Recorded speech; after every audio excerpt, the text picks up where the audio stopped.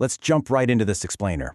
We're tracking a thrilling historical escape, one that literally transformed a persecuted group of refugees into the architects of an entirely new state. We're talking about the Hijrah, easily one of the most pivotal events in human history. It's an incredible story of survival, tactical brilliance, and the founding of a society built on some truly groundbreaking principles.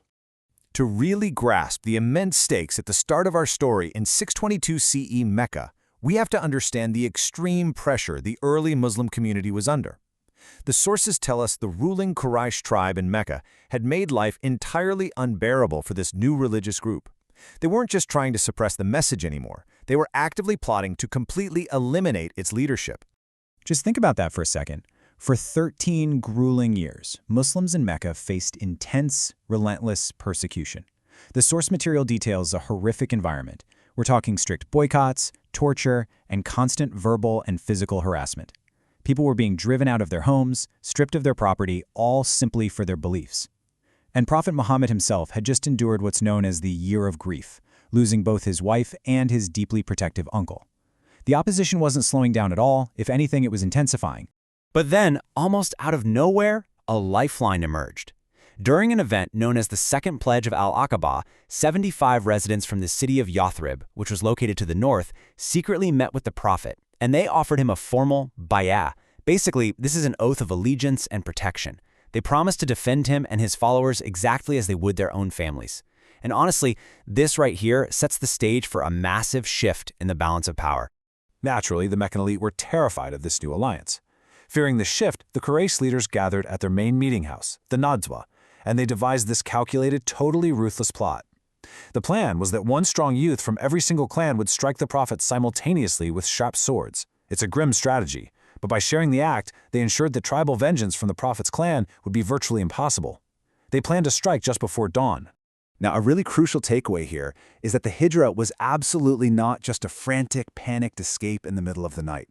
It was a divinely permitted, masterfully planned strategic migration. When the assassination plot was revealed to him, the Prophet was granted permission to leave. He didn't just run. He and his closest companion, Abu Bakr, executed a highly sophisticated evasion plan that had actually been in the works for months.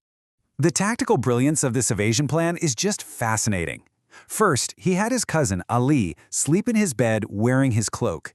This was meant to delay detection by the assassins who were literally waiting right outside. Then, he slips out completely undetected. But here is the absolute genius part of the plan. Instead of heading north toward Yathrib, which is exactly where pursuers would immediately look, they headed south. They went in the completely opposite direction to hide in the cave of Thawr. So alongside Abu Bakr, the Prophet spent 3 incredibly tense days in this mountain sanctuary. The sources actually mention that the Quraysh tracked them right up to the mouth of the cave. Imagine that. They could literally hear the voices and footsteps of the assassins just outside.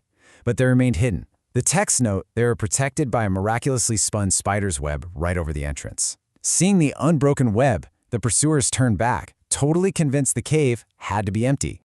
Once that initial frantic hunt died down, it was time to move. Over roughly 2 weeks, they embarked on a grueling 400-kilometer journey. And what's really fascinating here is their choice of guide. They hired a non-Muslim tracker named Abdullah ibn Uraykit. This shows an immense amount of trust across religious lines. They needed him to navigate an unfamiliar, rugged coastal route just to ensure they couldn't be easily tracked by the Meccans. But the danger definitely wasn't over. The Quraysh had placed a massive bounty of 100 camels for the Prophet's capture, dead or alive. In one incredibly gripping moment on the journey, a bounty hunter named Suraka actually managed to track them down. He got close enough to hear the Prophet reciting the Quran. But, as the source text vividly describes, his horse repeatedly stumbled, sinking deep into the sand. Realizing he was facing some sort of divine protection, Suraka repented on the spot, gave up the chase, and even went back to throw other pursuers completely off the trail.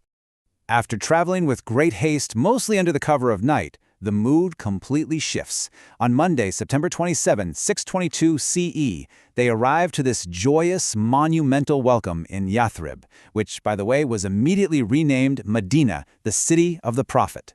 The crowds were literally singing in celebration. And rather than showing favoritism to any single noble family who wanted to host him, the Prophet let his camel stroll freely until it chose a spot. It stopped at an enclosure belonging to 2 orphans, and that became the exact spot to build his living quarters and the very first mosque. Now, upon their arrival, a pretty stark contrast emerged between the two groups of Muslims living in Medina. On one hand, you have the Muhajirun, the Meccan emigrants. Remember, their properties were entirely confiscated back in Mecca. They arrived completely destitute, basically with nothing but the clothes on their backs.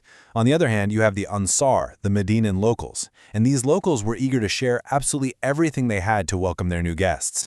So to solve this sudden humanitarian crisis and really unify the people, the Prophet instituted something called the Muakhah. This wasn't just, a casual friendship program. It was a formal, binding bond of brotherhood. He brilliantly paired each destitute Muhajir with an Ansari, and the Ansar literally shared their homes, they split their land, and they divided their wealth right down the middle with their new brothers. It's honestly one of the most extraordinary displays of communal generosity ever recorded in history. And this perfectly illustrates how the Hijrah changed absolutely everything. This bond of brotherhood deliberately superseded old, deeply entrenched tribal ties. The historically warring tribes of Medina, the Aus and the Hajraj, along with these Meccan refugees, were suddenly united into one single entity. This move forged the very first Ummah. It created a community united entirely by faith and shared responsibility, rather than just bloodlines. But we have to remember, Medina wasn't just made up of Muslims. The city was a super complex tapestry. You had pagan Arabs and roughly 20 different Jewish tribes living there too. The Prophet's goal was to intricately weave all these different factions, the various tribes, the new migrants, and the local Jewish populations together into a single, functional, and peaceful society. To actually govern this incredibly diverse new Ummah, the Prophet drafted what is widely known as the Constitution of Medina, or Mithaq al-Medina, written right there in 622 CE. This was an astonishing 47-clause social contract. It established an entirely new legal, economic, and political framework. Essentially, it declared that all loyal citizens, regardless of their specific religious background, were now one unified community. The core elements of this document were honestly revolutionary for the time. It formally recognized the Jewish tribes as part of the community, right alongside the Muslims. It stated explicitly that Jews and Muslims could practice their religions freely. Plus, it established that the peace of the state could not be divided. That meant if Medina was attacked, everyone, regardless of their background, was obligated to defend it together. It prioritized equal justice, standardizing practices like blood money and ransoming prisoners, completely moving away from the old pre-Islamic tribal privileges. The historical significance of this document simply cannot be overstated. The Constitution appointed the Prophet Muhammad as the supreme magistrate, the final authority in dispute resolution, which effectively eradicated the long-standing internecine warfare that had plagued the region for so long. Many historians actually consider this to be one of the very first documents in history to explicitly establish religious freedom as a fundamental civic right, guaranteeing social, legal, and economic equality for all loyal citizens of the state. So I'll leave you with this final thought. How often does a desperate flight for survival actually result in a masterclass in state building? The Hijrah was so much more than just a geographical journey across a harsh desert. It was a profound foundational transformation.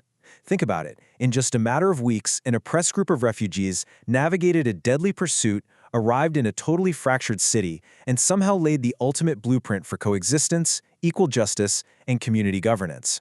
Thank you so much for joining me for this explainer. I really hope it gave you a fresh perspective on this incredible chapter of history.